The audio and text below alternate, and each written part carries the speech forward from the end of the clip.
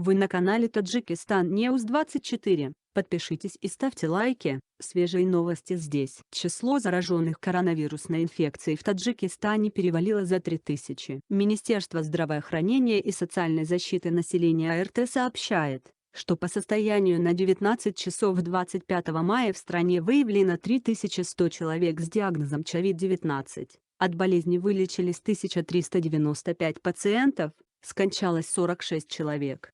Тем временем, в народном списке жертв коронавируса в сети, именно уже более 340 погибших от пневмонии коронавируса. Список составляется на основе сообщений СМИ, соцсетей и родных погибших. Многие специалисты-граждане уже давно сомневаются в достоверности официальной статистики. Власти Таджикистана последние 2 дня сообщают о снижении новых случаев инфицирования коронавирусной инфекцией. Раньше сообщалось о ежедневном выявлении более 200 зараженных COVID-19. Однако в воскресенье и понедельник, по данным Минздрава, коронавирус выявлено менее чем у 180 человек. Местные власти ряда городов и районов республики также сообщают о снижении заболеваемости COVID-19. По данным Минздрава Таджикистана, по состоянию на 25 мая в стране 2773 человека находятся в медицинских учреждениях под наблюдением врачей. За последние сутки 232 человека выписаны после излечения. В настоящее время в 85 больницах страны мобилизованы более 7500 врачей,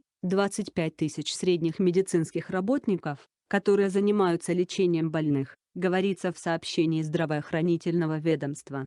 Власти Таджикистана до 30 апреля заявляли, что в стране нет случаев заражения коронавирусной инфекцией. Хотя ежедневно поступали сообщения о росте числа больных пневмонией и смертности от этого заболевания. После объявления о первых 15 случаях заболевания в Таджикистане, школьные внеплановые каникулы были продлены до 17 августа. В стране были закрыты детские сады, вещевые рынки, мечети, салоны красоты, автомойки. По запретам также массовые мероприятия, концерты и театральные представления, но общественный транспорт, продовольственные рынки, аптеки и другие государственные учреждения работают в обычном режиме.